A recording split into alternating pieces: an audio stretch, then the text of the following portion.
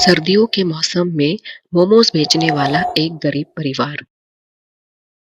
शोभा खाट में बैठे मन ही मन सोच रही थी। तभी उसकी बहू नेहा वहां आती है और उससे पूछती है। माँ जी, आप दिन भर किस चिंता में डूबी रहती हैं? ज्यादा चिंता करने से आपकी सेहत पे असर पड़ेगा। इतनी चिंता मत करिए, भगवान सब ठीक करेगा। अरे बहू, भगवान तो हमारी तरफ देखना ही बंद कर दिया है।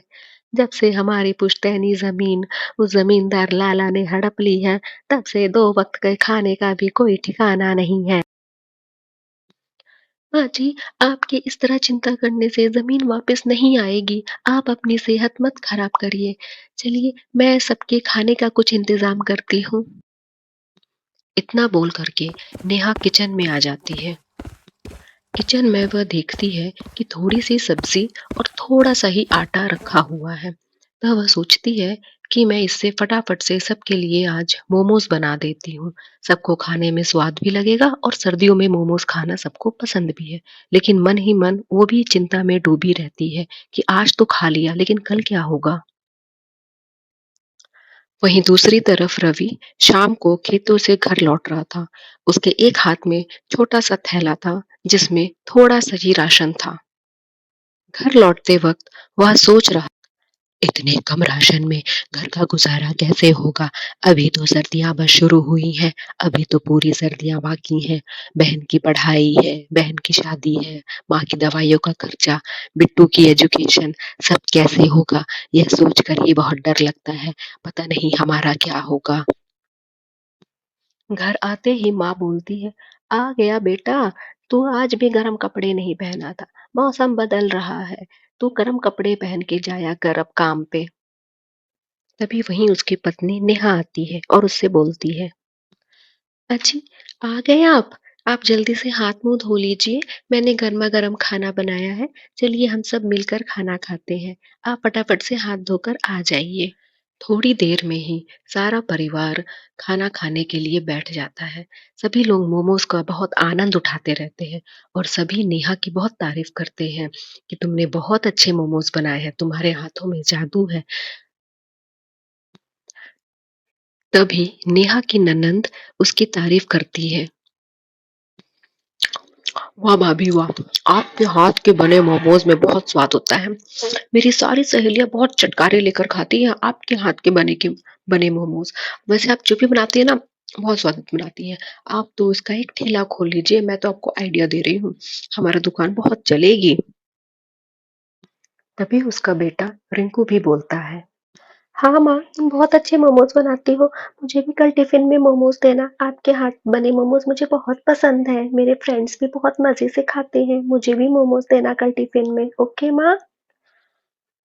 हाँ हाँ बेटा, क्यों नहीं, मैं कल तेरे टिफिन के लिए मोमोज ही बनाऊंगी। तो स्वाद से खाना और सबको खिलाना। चल अभी तो खा ले पहले मोमोज। अगली सुबह नेहा रिंकू के लिए टिफिन बना रही थी। तभी रिंकू वहां स्कूल यूनिफॉर्म में भाग के आता है और अपनी माँ से कहता है, मामा, मोमोज बन गए क्या? मुझे मोमोज बहुत पसंद है। आपकी मोमोज की खुशबू मेरे नाक तक आ गई है। आप जल्दी से मेरी टिफिन दे दो। मैं जल्दी से स्कूल जाऊंगा और अपने सारे दोस्तों को मोमोज खिलाऊंगा। रिंकू जल्दी से टिफिन लेकर के स्कूल के लिए भाग जाता है और थोड़ी ही देर में उसकी ननंद किचन में आती है और अपनी भाभी से कहती है, वाह भाभी, बहुत अच्छी खुशबू आ रही है। मैं आपको बार बार बोल रही हूँ कि आप अपने मोमोज का ठेला एक खोल लो और आपके मोमोज बहुत ही ज्यादा बिकेंगे और हमारे घर के हालात भी कुछ अच्छे हो जाएंगे। आप मेरी बात सीरियस ले लो।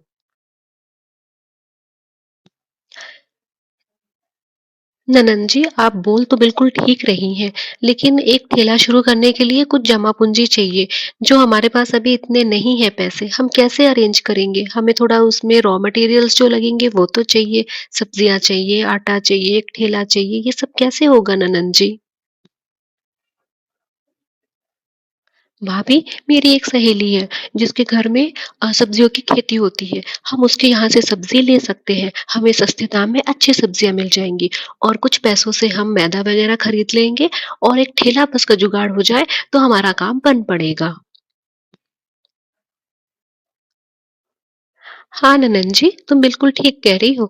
आज ही मैं तुम्हारे भैया से और माँ जी से बात करती हूँ।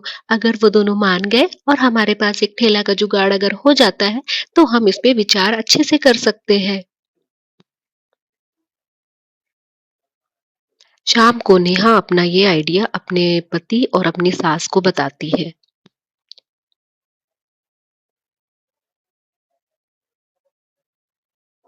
वह अपना मोमोज बनाकर बेचने का प्लान सभी को बताती है।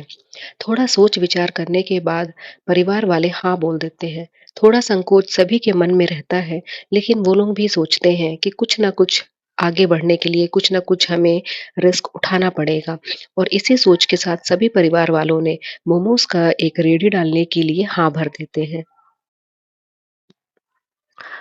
तभी नेहा का पति रवि कहता है कि मेरे दोस्त का एक ठेला जो है वो खाली पड़ा हुआ है। वो काम करने शहर चला गया है और उसकी ठेला गाड़ी ऐसे ही पड़ी हुई है। कुछ खस्ता हालत में है, लेकिन हमारा अभी शुरुआती काम उससे चल जाएगा। मैं कल ही उससे बात करता हूँ, तुम लोग बाकी तैयारियां शुरू करो। मैं कल ही उससे बात करके आता हूँ और हम अपना काम अब शुरू कर देते हैं। वहीं दूसरी तरफ पूरा परिवार मिलकर के मोमोज बनाने की तैयारियों में लग जाता है। माँ जी आटा गूंथती हैं और ननंद जी सब्जियां काटती हैं और नेहा वो फटाफट से मोमोज बनाती है। लेकिन सभी के चेहरे पे थोड़ी मायूसी दिख रही थी। लेकिन सब लोग पूरे जोरों शोरों से काम में लगे हुए थे कि उन्हें यकीन था कि कुछ न कुछ तो हमारा अच्छा जरूर होगा। अगली सुबह नेहा और उसकी सास अपना मोमोज का ठेला लेके बाजार में खड़ी हो जाती हैं और ग्राहक आने का इंतजार करती रहती हैं। माँ जी, काफी देर हो गई है। अभी तक कोई भी नहीं आया हमारे ठेले में मोमोज लेने। हम कब से इंतजार कर रही हैं। अभी तक तो कुछ न किसी को आ जाना चाहिए था हमारे ठेले पे। अरे बहू, तू थोड़ा सब्र कर ले। कोई ना कोई थोड़ी देर में आ जाएगा। हमारे मोमोज के बारे में अभी किसी को पता नहीं है ना, इसलिए ज्यादा लोग आते नहीं है। अभी जैसे ही पता चलेगा कोई ना कोई जरूर आएगा। तू सब्र रख ले थोड़ा। थोड़ी ही देर में एक बच्चा उनके पास आके बोलता है, आंटी आंटी, मुझे ना तो एक प्लेट मोमोज दे दो। मुझे बहुत भूख लगी है। आपके मोमोज की खुशबू बहुत दूर से आ रही थी, इसलिए मैं भागा भागा आ गया। मुझे एक प्लेट मोमोज खिला दो। हाँ हाँ, क्यों नहीं। तुम एक प्लेट मोमोज जरूर खाओ और खा के हमें बताओ कि कैसे बने हैं। बच्चा आराम से मोमोज खाता है और खा के बोलता है, आपके मोमोज तो बहुत अच्छे बने हैं, लेकिन आपको देने के लिए मेरे पास पैसे नहीं है। मुझे तो बस भूख लगी थी और आपके मोमोज की खुशबू बहुत अच्छी आ रही थी, लेकिन मेरे पास पैसे नहीं है। I am sorry. अरे कोई बात नहीं बेटा, तू जाकर खेल।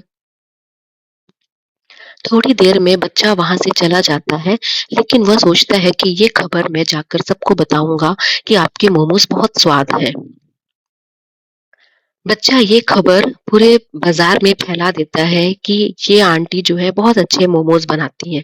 थोड़ी देर में देखते ही देखते लोगों की भीड़ लग जाती है और उनके मोमोज के ठेले की खूब बिक्री होती है और दोनों अच्छी कमाई करके शाम को अपने घर लौट रही थी।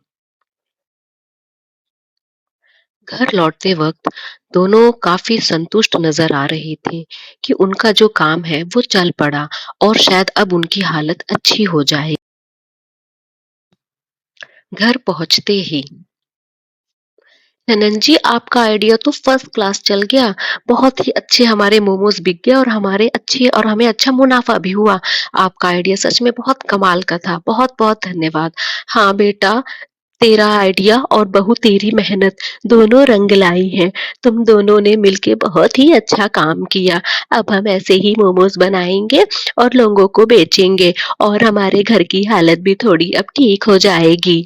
इसी तरह अब तीनों जन मिलकर मोमोज बनाती और दूसरे दिन बाजार में जाकर उसे बेचती।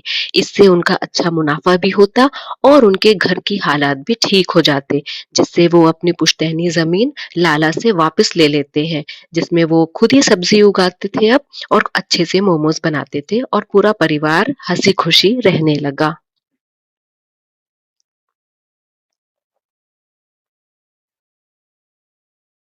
इस कहानी से हमें यह सीख मिलती है कि कोई भी काम छोटा या बड़ा नहीं होता। सच्चे मन और लगन से अगर काम किया जाए तो हर काम सफलता ही देती है। बस हमें पूरे लगन से काम करते रहना चाहिए। आपको ये कहानी कैसी लगी? कमेंट बॉक्स में कमेंट करके ज़रूर बताइए। And thanks for watching.